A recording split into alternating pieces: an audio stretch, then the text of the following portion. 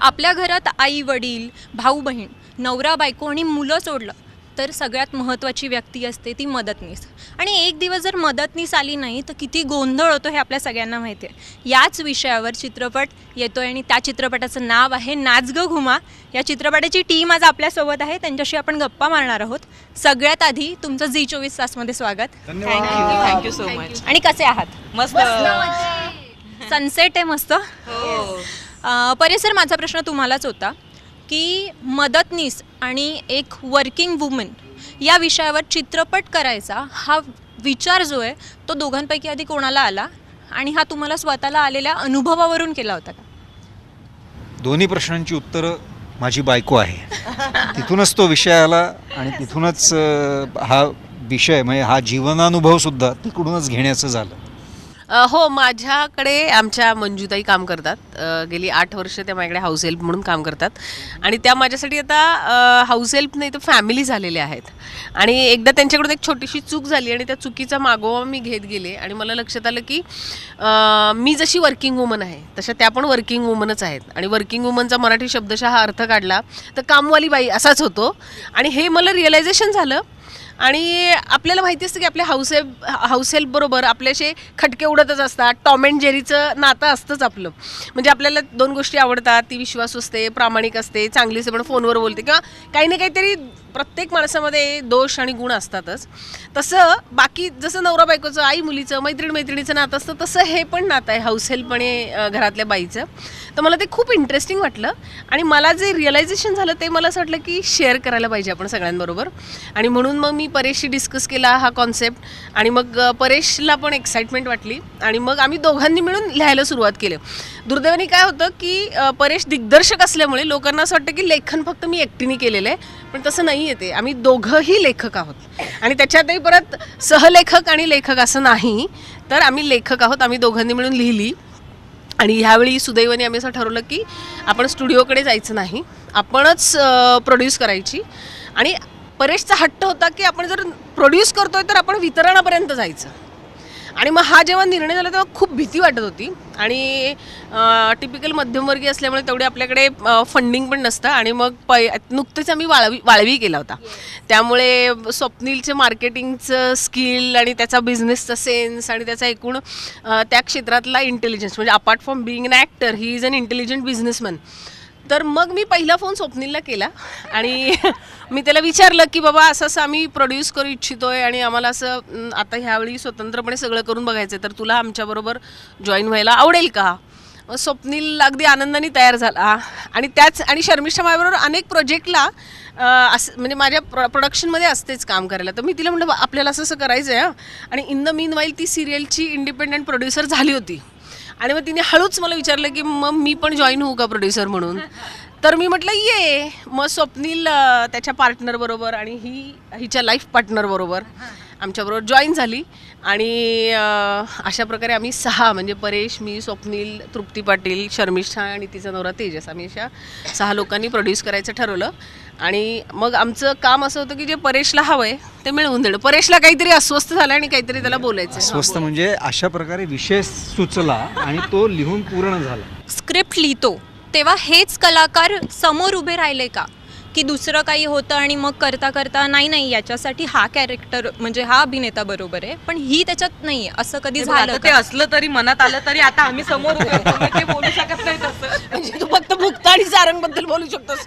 नाही, मला खरं तर नम्रता म्हणजे अरे नम्रताचं काय? कालच सारंगला एकाने याला विचारलं की तू निर्माता असताना हा काय ऍक्टर आहे? नाही, पण लिहित असताना असं कोणी डोळ्यासमोर नसतं. आपण शुद्ध लेखन करायचं असतं आणि मग संहिता पूर्ण झाल्यानंतर कुठलं पात्र कोण करेल त्याचा विचार करायचा असतो. त्याप्रमाणेच झालं यावेळेला. पण या बाबतीत जरा वेगळं झालं यावेळेस की वाळवीच्या वेळेस ठरलं होतं त्यांचं की मला कास्ट करायचं. मे बी शेवंताचा रोल आहे का त्याच्यासाठी? कारण की नम्रताची शेवंता ही भूमिका म्हणजे 1 नंबर क्लास A1 अशी भूमिका आहे जी मला फार आवडते. मग त्याच्यात आणि याच्यात काही साम्य आहे का? आणि त्यालाच लागून तुम्हाला दोघांना प्रश्न आहे की ती भूमिका पाहिल्यावर तुम्हाला असं वाटलं का की नम्रता परफेक्ट आहे या रोलसाठी? नाही, त्या भूमिकेमध्ये आणि या भूमिकेमध्ये अजिबात साम्य नाही आहे. एकच साम्य आहे, त्या दोघी मदतनीस आहेत, मोलकरीण आहेत. पण बाकी जर तुम्ही बघायला गेलं तर त्या दोघींचे स्वभाव वेगळे आहेत. ते मी प्रहसन करते 15 मिनिटाचं. हा संपूर्ण 2.25 तासाचा सिनेमा आहे. त्या आशाताईला तिची एक गोष्ट आहे, तिचं एक कुटुंब आहे, तिच्या काही भावना तिने त्या सिनेमात मांडलेल्या आहेत. त्यामुळे दोन्ही अत्यंत वेगळ्या भूमिका आहेत आणि त्यामुळेच मला परफॉर्म करायला मजा आली. आणि नेहमीच माझा अट्टहास असतो की कुठलंच कॅरेक्टर दुसऱ्या कॅरेक्टरमध्ये डोकावलं गेलं नाही पाहिजे. मग त्यासाठी पूरक जे वातावरण आहे ते ऑलरेडी लिखाणाद्वारे आलंच होतं, कारण मधुगंधाताई आणि सरांनी दोघांनी मिळून हा सिनेमा लिहिलेला असल्यामुळे ते फार सुंदर असं कॅरेक्टर त्यांनी लिखित स्वरूपातच समोर आलेलं. त्यामुळे खूप जास्त वेगळे कष्ट करण्याची गरज नाही पडली. पण बाकी भाषा काय असेल किंवा तिचा पेहराव काय असेल, ती कशी दिसेल, यासाठी आमची संपूर्ण टीम होती. संतोष गिलबिले आमचा जो मेकअप आर्टिस्ट आहे, रंगभूषाकार, आमची जी वेशभूषाकार आहे, आमची जी पूर्णिमा ओक, तिने कॉस्ट्यूम केलेले आहेत. त्यामुळे या सगळ्यांनी मिळून हे टीमवर्क आहे. त्यामुळे ही जी आशा आहे ती तुम्हाला अत्यंत वेगळी दिसणार आहे. आणि ती कशी वेगळी दिसणार आहे हे तुम्हाला सिनेमागृहात जाऊन बघायला मिळेल. नाही, मी शेवंताची भूमिका नाही पाहिलेली तिची. मला तिचं आवडणारं कॅरेक्टर आहे ते शिक्षिकेचं. आणि कास्टिंग हा परेशचा डिसिजन होता. म्हणजे वाळवीमध्ये जेव्हा तिने आपल्याकडे केलं होतं ना, तेव्हाच परेशचं ठरलं होतं की नम्रताला पुढच्या सिनेमामध्ये घ्यायचं. मला तर माझ्या होऊन गेलेल्या सिनेमातही घ्यायची इच्छा होती, पण ते टेक्निकली जरा अवघड असल्यामुळे मी ते घेऊ शकत नव्हतो. तर म्हटलं चला आता पुढे जे सिनेमे करू त्याच्यात आपण तिला हां सिनेमे. वाळवी आणि नाच गं गं झाले 2 सिनेमे. एक अनेक वचन, अनेक वचन. ते मे मध्ये रिलीज होतं त्या मे. आम्ही सतत हॅमर करतोय रिलीज डेट. हा. मे एक मे. सुकन्याताई, तू आणि सुप्रियाताई बरेच वर्ष म्हणजे एकत्र आला नाही आहात, इंडस्ट्रीमध्ये आहात. मग अनुभव कसा होता? पहिल्यांदा आलात, तुमच्या दोघांविषयी नेहमी असतं की तुम्ही वेगळ्या प्रकारे सगळ्यांना हेल्प करतात, सुप्रियाताई वेगळ्या प्रकारे करते. तो सगळा अनुभव कसा होता? तुमची केमिस्ट्री कशी होती ऑन स्क्रीन?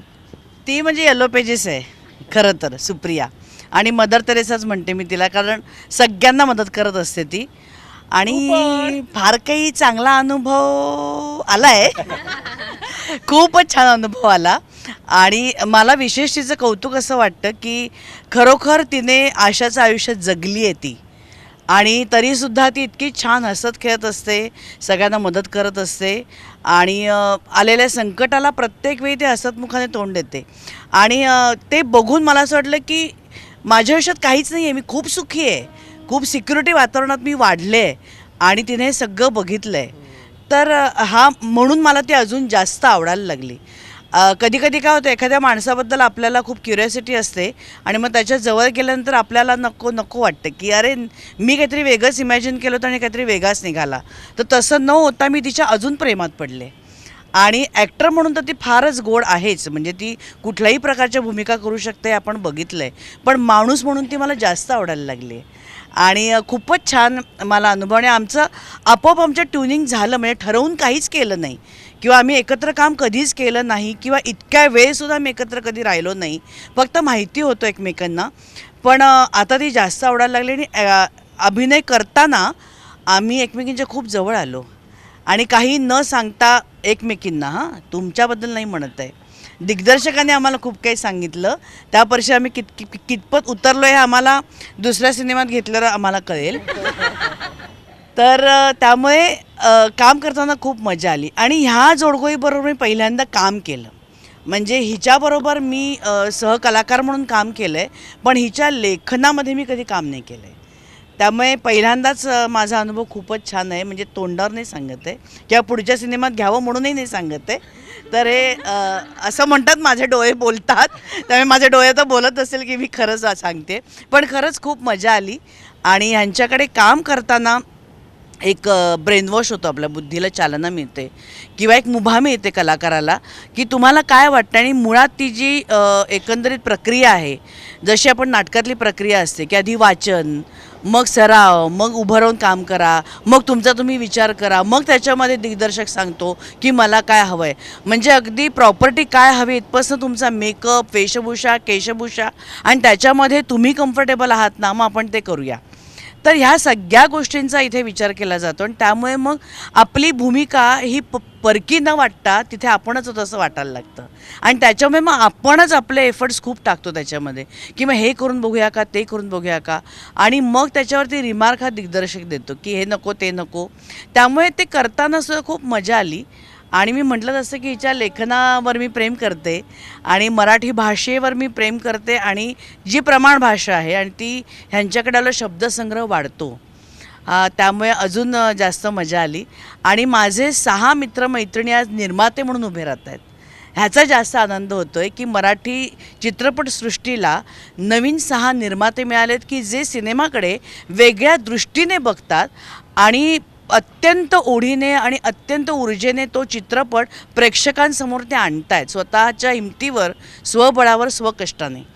आणि त्याचा मी एक छोटासा वाटा आहे, याचा मला खूप आनंद होतो आहे की ह्या सगळ्यांनी एवढं धाडस केलं. आणि धाडसच म्हणता येईल, कारण चित्रपट आपण तयार करतो, आपल्याला अनेक फायनान्सर वगैरे मिळतात, पण तो चित्रपट सगळीकडे लागण्यासाठी खूप कष्ट घ्यावे लागतात.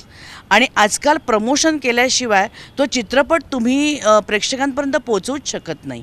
आणि तो प्रचार जो आहे तो फक्त अशा ह्या सोशल मीडियावरनं न होता तुम्ही बघाल प्रत्येक आठवड्याला, प्रत्येक महिन्याला नवीन ट्रेलर येतो आहे, नवीन टीजर येतो आहे, नवीन गाणं येतं आहे की ज्याच्यामुळे प्रेक्षकांची पण उत्सुकता वाढत चालली आहे. तर हे असं सतत प्रेक्षकांपर्यंत पोचणं की जेणेकरून ते प्रेक्षक आमच्यापर्यंत पोचतील, ते प्रेक्षक चित्रपटगृहात येतील आणि बघतील, त्यांना एक आकर्षण लागेल काहीतरी, ते आकर्षण निर्माण करतायत हे जास्त महत्त्वाचं आहे. कारण हे प्रमोशन करायला सुद्धा जितका चित्रपट निर्माण करण्यासाठी पैसा लागतो त्याच्या दुपटीनं पैसा लागतो, आणि तो स्वतः ते प्रयत्न करतायत.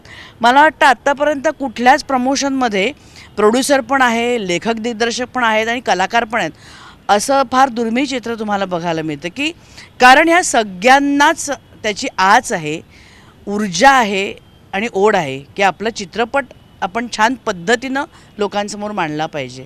त्यामुळे ह्या सगळ्याच गोष्टींचा मी एक भाग असल्यामुळे मला खूप आनंद होतो यांच्यावर काम करताना, आणि पुढेही काम करत राहीन. पासिंगसुद्धा मी द्यायला तयार आहे, ते मला करायला लावणार नाहीत पण तरीसुद्धा.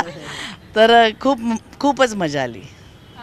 माझा सगळ्यांनाच प्रश्न आहे की जेव्हा मदतनीस ती फोन करते आपल्याला आणि सांगते की मी आज येणार नाही आहे, तेव्हा सगळ्यात पहिला प्रश्न तुम्हाला काय पडतो आणि कोणत्या कामाची अशी भीती वाटते का अरे यार. शर्मिष्ठा तुझ्याकडनंच सुरू मी करूया. रोज हे सहन करते. गेला 1 महिना झाला. 1 एप्रिलपासून माझ्या 2 मदतनीस आहेत घरात, त्या रजेवर आहेत. आणि जेव्हा त्यांनी मला हे मागच्या एरवी तर गोष्ट वेगळी असते की ठीक आहे चला आपल्याला मॅनेज करता येतं, मला स्वयंपाक जमतो, बरा स्वयंपाक करू शकते मी, पण काय होतं की डे टू डे लाईफमध्ये ज्या बाकीच्या गोष्टी असतात की फक्त त्या येणार नाही म्हणजे खायला प्यायला मिळणार नाही एवढंच आहे का, तर नाही. आपल्या मागे अनेक व्याप आहेत, आपल्याला त्या असतात म्हणून घराच्या बाहेर पडता येतं आणि कामं करून परत घरी येता येतं. कारण जेव्हा मी नसते त्यावेळेला माझ्या नवऱ्यासाठीची माझी चिक्कू, माझी मांजर आहे घरी, माझं बाळ येते, तर त्यांची काळजी घेण्यासाठी ह्या कायम उभ्या असतात आणि स्वतःचं सगळंच मॅनेज करून सॅक्रिफाईस करून त्या तिकडे येतात. तर आता 1 महिना झाला, त्यांनी मागच्या महिन्यामध्ये मला सांगितलेलं मार्चमध्ये, ताई मी 1 महिना नाही आहे म्हटल्यावर माझे धावे आणले होते आणि नेमकंच त्यावेळेला प्रमोशन ॲक्टिव्हिटीज आणि फिल्मच्या सगळी कामं एकत्रित आली होती. त्यामुळे मला आत्ता तू जसं म्हणालीस की पहिला प्रश्न काय येतो, तर यावेळेला माझा प्रश्न असा होता की हे कसं घडणार आहे. तर मी फक्त स्वामींकडे प्रार्थना केली की जे काय होतं आहे ते प्लीज निभवून न्या आणि मदत करा. आणि त्याचबरोबरीने आमची सगळी टीम खूप चांगली असल्यामुळे तीही बाजू ते सगळेच समजून घेत आहेत की आता इकडे हा प्रॉब्लेम आहे तर मला इथे नको बोलूया, किंवा माझ्या मांजरीचा प्रॉब्लेम होता, चिकूचा माझा प्रॉब्लेम होता, तर आम्ही कोल्हापूरला पुण्याला गेलेलो, तर आपण ॲडजस्ट करूया, तू ये घेऊन, आपण तिकडे मॅनेज करू, किंवा सुकण्यातही आत्ता हे घेऊन येते डबा सगळ्याच्यात विसरायला होतं जेवण किंवा काय, असं अनेक गोष्टी आहेत. मला कचरा काढायला आवडतो, भरायला आवडत नाही. कपडे धुवायला आवडतात, वाळत घालायला आवडत नाहीत. मला जेवण बनवायला आवडतं, त्याच्यानंतरचं आवरायला आवडत नाही. सो हे जे उरलेली कामं आहेत ना, त्याचं टेन्शन नको. सो त्याचं जरा टेन्शन असतं. तर हे असं होतं, हे असे अर्धवट आवडतात. नाही, तारांबळ उडते, पण सगळ्यात पहिल्यांदा विचारतो की काय झालं असेल तिला. हा माझ्या मनात पहिला प्रश्न येतो की का आली नसेल ती आज. कारण जर स्वयंपाक केला नाही तर आपण बाहेरनं मागवू शकतो, एक दिवस कपडे नाही धुतले तरी चालू शकतं, केल लादी आपण येता जाता करू शकतो. पण माझ्या मनात पहिला प्रश्न येतो की काय झालं असेल तिला आज, का आली नसेल ती आज. आणि मग माझ्या डोक्यात तो भुंगा दिवसभर राहतो जोपर्यंत मी तिच्याशी बोलत नाही. आणि तिला जर कशाची मदत हवी असेल तर ती मी कशी करू शकेन, हा दिवसभर माझा भुंगा चालू राहतो. जोपर्यंत दुसऱ्या दिवशी ती येत नाही तोपर्यंत माझं समाधान होत नाही, तोपर्यंत माझ्या डोक्यात तो किडा वळवळत राहतो. पण तारांबळ उडतेच, प्रश्नच नाही. की आपल्याला शूटिंगला जायचं असतं, आपल्या अजून काही मीटिंग्स लागलेल्या असतात, काही आपण तिच्यासाठी म्हणून काही काम ठेवलेलं असतं आणि ते होत नाही. पण मी एकाचंच नाव घेते, संजय, की त्याला कळतं सगळं आणि तो करतो. उरलेली कामं तो करतो सगळं. तुम्हाला त्याच्यात ॲड होण्याचा प्रश्न आहे, तुमच्यात त्यावरून भांडणं होतात की हे मी काम करणार नाही, असं होतं का? कधीच नाही. कधीच नाही, समोरच. हो हो, कामं, घरगुती कामं करण्याच्या बाबतीत असं काहीच नाही की हे मी करणार नाही, ते तू करणार नाही, असं काहीच होत नाही. नाही, आमच्या ताई जेव्हा नसतात तेव्हा परेश मदतनीसची भूमिका करतो आणि त्याच्या मदतनीसची भूमिका मी करते. पण ताई आल्या नाही की माझ्या पोटात गोळा येतो, कारण ताई आल्या नाहीत की मला बाहेर नाही जात आहेत. मग माझा पहिला विचार काय असतो की मी कशी मदत करू ह्यांना. म्हणजे समजा त्या म्हणाल्या, ताई आज ना मला शाळेत बोलवलं आहे आणि मला ना थोडा उशीर होईल यायला. मग मी म्हणते, एक काम करा, शाळेत जा तुम्ही मुलाच्या आणि येताना ना रिक्षा करून या, रिक्षाचे पैसे मी देते इथे आल्यानंतर. म्हणजे तो मी बसचा आणि तो ट्रॅव्हलिंग टाईम वाचवते. म्हणजे आणि मग कधी कधी असं होतं त्यांना लवकर जायचं असतं, मग ते थोडं मॅनेज करून करतो. पण मी शक्यतो ना त्यांचा प्रश्न सोडवते आणि आय मेक शुअर की त्या येतील वेळेत माझ्या घरी. नाही, तिचं फोनला की पहिलं आपली तारांबळ ही उडते की म्हणजे आज मदतनीस मी आहे, तर ती तारांबळ उडते. आणि पण असं जनरली होत नाहीत, कारण आमच्याकडे 3 मदतनीस आहेत, त्यामुळे एक आली नाही तरी उरलेले दोघी ते सांभाळून येतो. देवाच्या कृपेने असं होत नाही फार. पण असं झालं तर मग एक ओव्हरऑल घरात एक तुम्हाला सूर जो लागतो घरात, त्याच्यावरनं कळतं की आज कोणतरी आलेलं नाही आहे म्हणून. काय नाही, माझी पहिली रिॲक्शन असते, योगेश मला मदत कर. नवऱ्याकडनं मदत मागणे हीच पहिली रिॲक्शन असते. पण आता माझे तेच झालं शर्मिष्ठासारखं. माझी मदतनीस जी आहे ती 27 एप्रिल ते 18 मे इतकी डोक्यात फिक्स झाली आहे डेट, 20 दिवस ती नाही आहे. त्यामुळे मला थोडं जास्त टेन्शन आलं. त्यामुळे 15 दिवसांनी मी त्या घोड्यावर चढले आणि मग ते सगळी साफसफाई करते, हे सगळं दिसतंय मला. स्वप्नील, पटकथा खूप छान आहे, मग एक भूमिका का नाही? कारण मी निर्माता आहे. मला असं वाटतं की माझी बॅट मग मी कॅप्टन या तत्वावर सिनेमा नाही बनवू शकत. निर्माता म्हणून आम्हा 6 लोकांचा, म्हणजे परेश पण निर्माता आहे, पण आम्ही 6 निर्माते आहोत. तर आमच्या सगळ्यांचं प्रमुख लक्ष हे असलं पाहिजे की आम्ही दिग्दर्शकाला जसा सिनेमा दिसतो तसा सिनेमा त्याला बनवायला मदत करू शकलो पाहिजे. मला असं वाटतं की निर्माता हा फॅसिलिटेटर आहे. He is a facilitator of the art. तर त्यांनी फॅसिलिटेट करून दिलं पाहिजेत गोष्टी दिग्दर्शकाच्या विजनला मॅच होणाऱ्या.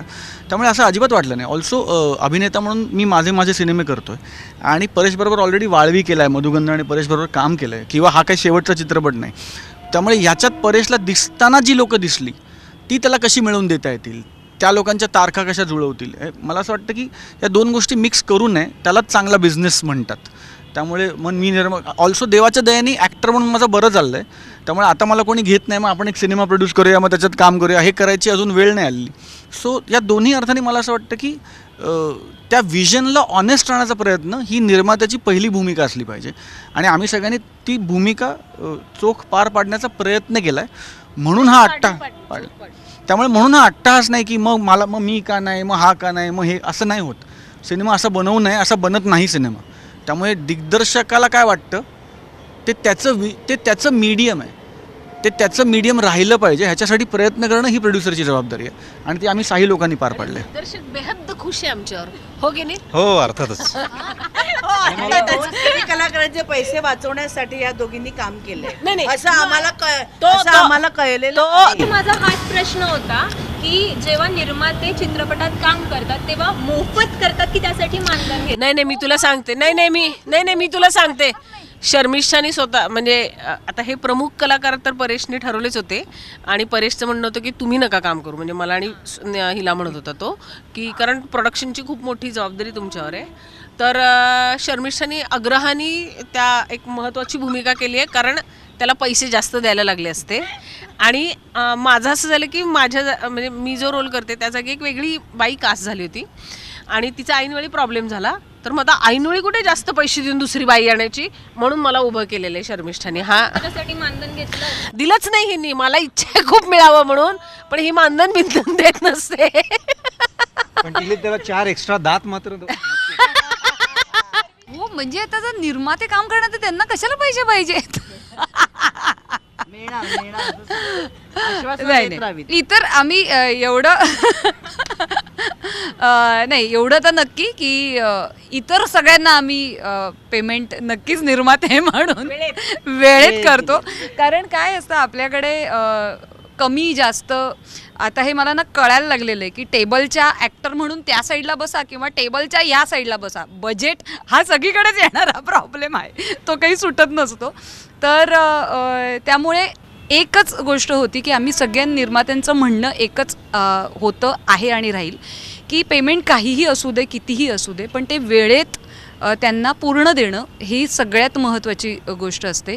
दुसरी महत्त्वाची गोष्ट की जी आम्हाला सगळ्यांनाच निर्मात्यांना वाटतं की ट्रान्सपरन्सी असावी ॲक्टर्स आणि आमच्यामध्ये की काय घडतं आहे आणि आम्हाला कधी कधी कोणत्या कोणत्या गोष्टीची मदत पाहिजे आहे तर ती गोष्ट त्यांना माहिती असेल तर ती क्लॅरिटी असेल तर तेही आपल्याला मदत करू इच्छित असतात पण त्यांना त्यांच्यापर्यंत पोचत नाही त्यामुळे ते करू शकत नसतात आणि मग कदाचित मिसकम्युनिकेशन होण्याची शक्यता असते.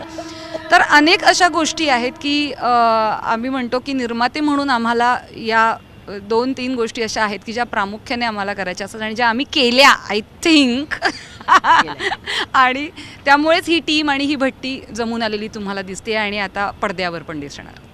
मधुगंधाताई, तुझा जो रोल आहे तो पटकन पाहिलं की ओळखताही येत नाही. तुझ्या रोलबद्दल सांग की तो लुक कसा केला आणि सगळं काही. हो नाही, खूप लोकांना ओळखताच येत नाही आणि जेव्हा हिने मला पहिल्यांदा पाहिलं होतं ती अशी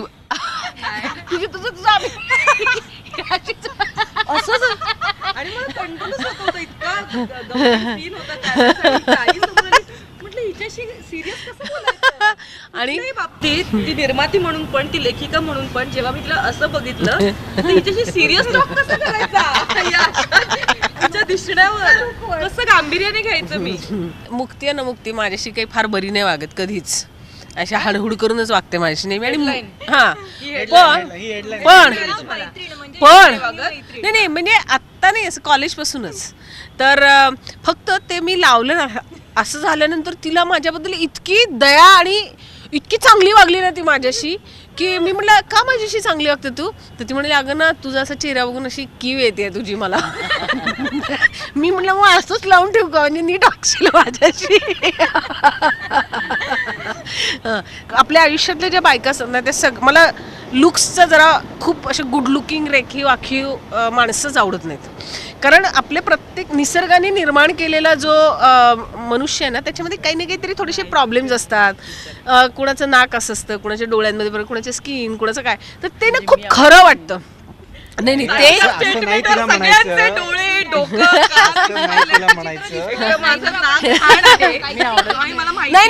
नाही तू खूप सुंदर आहेस ना. नाही खूप सुंदर आहेस तू.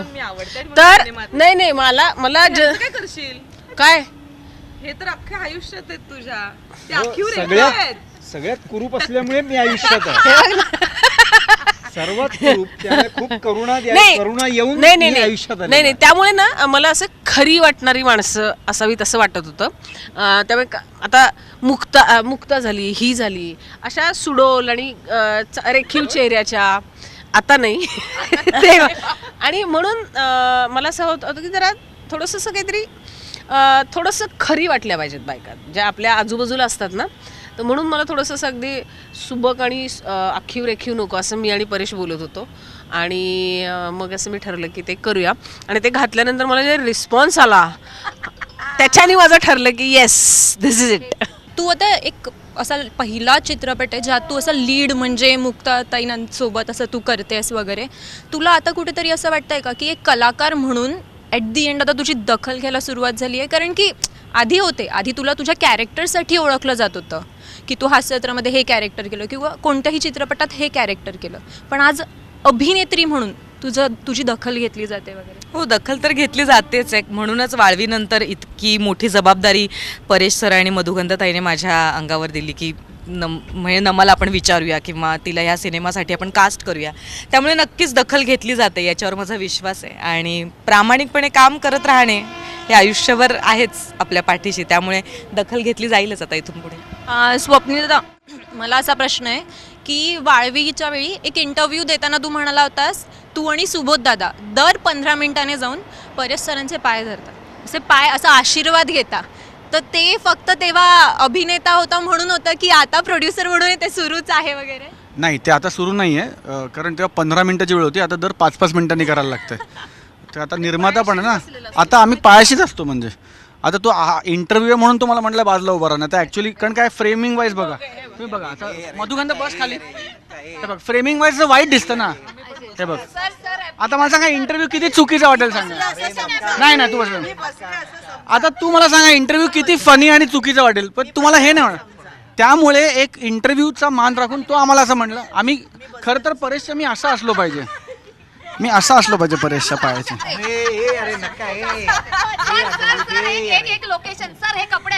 परेश प्लीज सिनेमा कर, परेश प्लीज सिनेमा कर आमचा, प्लीज सिनेमा कर परेश. तर तुला कळलंय, त्यामुळे ते तसं नाही आहे. ते तेव्हा होतं, तेव्हा 15 मिनिटांचा नियम होता, आता नियम 5 मिनिटाचा झालेला आहे आणि सगळे परेशच्या पायाशी आहेत बघतो. सेटवर पण सुरू असायचं का काय? ते बघ मला आता असं वाटतं की तुम्ही सेटवर नक्की मस्करी केलीत आणि कधी वेळ काढून तुम्ही शूटिंग केलं. म्हणजे असं वाटतं की म्हणजे मस्करीचा पण मित्र भेटतो ना, अरे चिल करूया, आणि त्याच्यातनं मग तुम्ही वेळ काढला, चला चला करूया, असं झालंय? नाही, मला असं वाटतं की असं नाही झालंय, कारण आम्ही हे उभे राहूया काय? परेश मी उभा राहू शकतो? परेश मी उभा राहू? गुरुजींपुढे आम्ही असं वागूच शकत नाही. नाही, असं नाही. म्हणजे हा थट्टा मस्करीचा भाग आपल्या ठिकाणी आहे, पण जेव्हा ही इतकी प्रोफेशनल माणसं आहेत ना सगळीच, की जेव्हा ते एक्झॅक्टली की जेव्हा जेव्हा शूटिंगला येतात ना, तेव्हा ते मेकअप रूममध्ये ही मस्करी बाजूला ठेवून येतात. ही सगळेच आमचे नट, सगळा क्रू, कारण प्रत्येकाला माहिती आहे की व्हॉट इज ॲट स्टेक. प्रत्येकाला माहिती आहे की हा चित्रपट आहे, चित्रपटाचं शेल्फ लाईफ हे 100 वर्षांचं असतं. चित्रपट आज बनला की तुम्ही तो म्हणजे प्रत्येक गोष्टीचा प्लस मायनस असतं ना, तसं चित्रपटाचा मायनस आहे की तुम्हाला बदलता येत नाही. अरे चहासीन असा केला असतं तर ते मग राहून गेलं, ते तर छापलं गेलं, ते 100 वर्ष तसं आहे. सो आय थिंक एव्हरीबडी, छोट्यातल्या छोट्या टेक्निशियनपासून ॲक्टरपासून ते मोठ्यातल्या मोठ्या म्हणजे अगदी परेशपर्यंत, त्यातली इमानदारी किंवा त्यातली डिसेन्सी किंवा त्यातली ऑनेस्टी कधीच कोणी हरवून दिली नाही. Because everybody was true to the film, because we all believe in the product. म्हणजे हा खेळकरपणा पाहिजेच, कारण ह्याच्यामुळे वातावरण छान राहतं आणि पॉझिटिव्हिटी राहते. पण नाचगं गुमा ही film is a very honest attempt at making a good film, आणि त्याच्यासाठी लागणारी ऑनेस्टी प्रत्येक डिपार्टमेंटनी पूर्ण वेळ ठेवली असं मला वाटतं. तुम्ही जाता जाता प्रेक्षकांना काय सांगाल? 1 मे पासून आमचा नाचगा घुमा चित्रपट संपूर्ण महाराष्ट्रात प्रदर्शित होतोय आणि तुम्ही चित्रपटगृहात जाऊनच हा चित्रपट बघा, कारण त्यासाठीच तो बनवलेला आहे. 3 तास तुम्ही आमच्याबरोबर असता, आपण एकमेकांमध्ये एकरूप होतो, तेव्हा आमचा चित्रपट हा आपला चित्रपट होतो. आणि तीच तर मजा आहे की आमची सुखदुःख तुम्ही वाटून घेता आणि तुमचा आनंद जो आहे तो आम्हाला अप्रत्यक्षरित्या बॉक्स ऑफिसवरती ज्या हाऊसफुली पाठी लागते तेव्हा आम्हाला दिसतो. आणि त्यामुळेच 1 मे पासून आमचा चित्रपट लागतोय, संपूर्ण महाराष्ट्रात प्रदर्शित होतोय. तेव्हा नक्की जाऊन बघा चित्रपटगृहामध्ये आणि आमच्या पूर्ण संचाबरोबर तुम्हीही मजा करा. कुठला चित्रपट बघता ना? नाच ग घुमा. तर नाच ग घुमा हा चित्रपट 1 मे पासून महाराष्ट्रातल्या सर्व चित्रपटगृहांमध्ये प्रदर्शित होतोय. अवश्य बघा. तुम्हाला खूप मजा येणार आहे, कारण मुक्ता ही गंभीर भूमिका करण्यासाठी प्रसिद्ध आहे, पण तिने खूप विनोद निर्मिती केलेली आहे, खूप फनी काम केलेलं आहे जे अपेक्षित होतं. आणि नमा ही कॉमेडी करण्यासाठी प्रसिद्ध आहे, तर ती ढसढसा रडवते आपल्याला थिएटरमध्ये. तर आणि त्या दोघींची केमिस्ट्री आउटस्टँडिंग आहे. सुकन्याताई, सुप्रियाताई, सारंग, शर्मिष्ठा, आशा ज्ञाते, मायरा, मी मला ह्याच्यातून बाजूला काढून टाका, पण ह्या लोकांनी खूप सुंदर काम केलेलं आहे. आणि ती केमिस्ट्री ना स्क्रीनवर बघणं ही एक जॉय राईड आहे, आणि ती जॉय राईड आपण प्रत्येकाने अनुभवली पाहिजे. 1 मे पासून नाच ग घुमा नक्की आणि बघा. तुमच्या मदतनीस ला घेऊन जर तुम्ही गेलात चित्रपटगृहात तर खूप खूप खूप मज्जा येणार आहे तुम्हाला. मीही तो अनुभव घेणार आहे, मधुगंधा घेणार आहे, सगळेच घेणार सुकन्याताई घेणार आहे. तर आम्ही तर आमच्या मदतनीसला घेऊन जाणारच आहोत, तर तुम्ही सुद्धा जा. 1 मे पासनं जवळच्या, लांबच्या, इकडच्या तिकडच्या सगळ्या थिएटरात नाच ग घुमा बघा हाऊसफुलचा बोर्ड लावा. नक्कीच हा चित्रपट हाऊसफुल होईल आणि त्याच्यानंतर आपण परत एकदा सक्सेसचा इंटरव्ह्यू करूया की येस नक्की. थँक्यू तुम्ही इथे आलात. थँक्यू. आणि झी 24 तासचे खूप खूप आभार. वेगळा इंटरव्ह्यू घेतल्यामुळे आम्हाला खूप मजा आली, कारण नाही तर नेहमी बंद खोलीमध्ये असतो. आज खरंच मोकळा श्वास घेऊन आम्ही मोकळेपणी नाच ग घुमा केलं, त्यामुळे खूप छान वाटलं. थँक्यू, मजा आली. थँक्यू.